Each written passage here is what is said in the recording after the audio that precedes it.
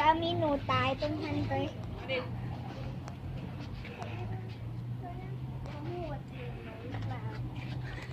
เอาไหมไม่มีน้ำอ่ะใครดีใครดี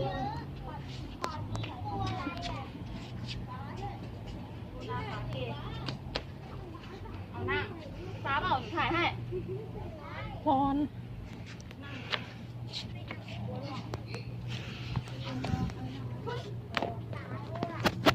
ดินมันจะเดินจะได้หรือเปล่า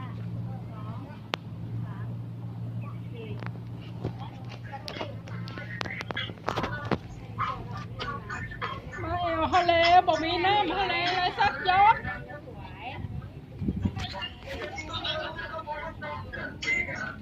บอกมีน้ำทะเลเลยสักยศ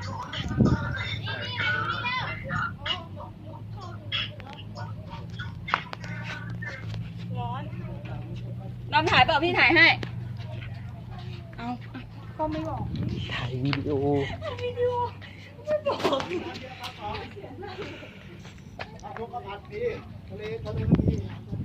น้ำหายไปไหนหมด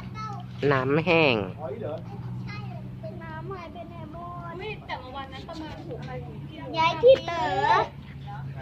น้ำยายขึ้นเลยนะ ลงมาเนี่ยหนูมาดูปูนี่ลูก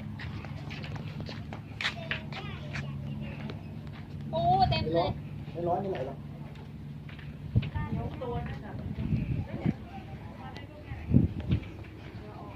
นี่หนู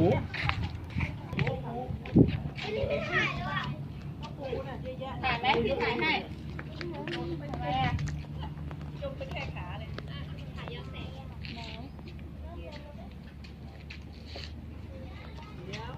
ปูก็ปลา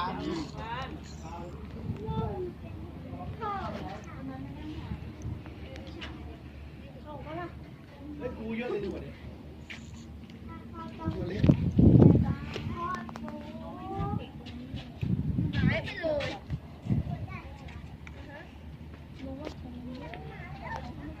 เดี๋ยวเนี่ยอย่างนั้นพี่ดีอา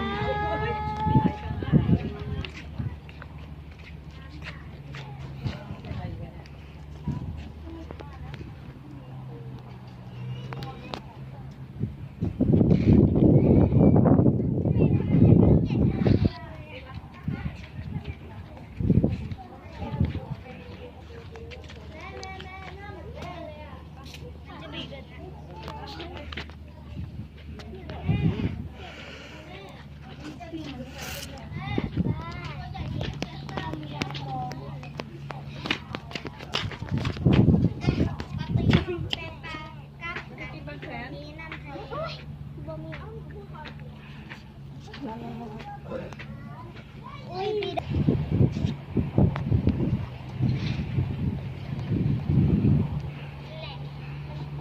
ก็พี่ดามันใส่ขี่เดินเรือน้องยังอันนี้ก็ปลามันฉลาดจะเอี้ยนะขี่ดาวลงไปก่อนไปดาวถ้าขี่ดาวตกขี่ดาวแล้วก็ขี่ดาวจะมีไว้ขี่ดาวมีได้แล้วก็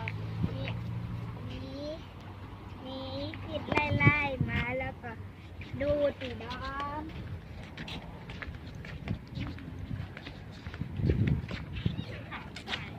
ตีดาวหนูตาย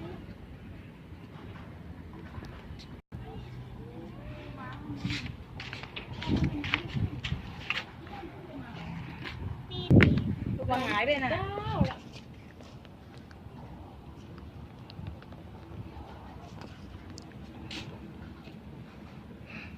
ถ้าน้ำขึ้นมาจะสวย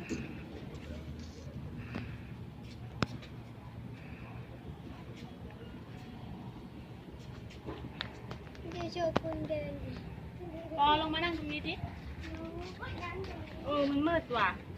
อยากถ่ายพระอาทิตย์แต่มันมืดมันย้อนแสงมันต้องทางนี้แล้วก็นั่งนั่นแหละไม่ได้หรอกย้อนแสง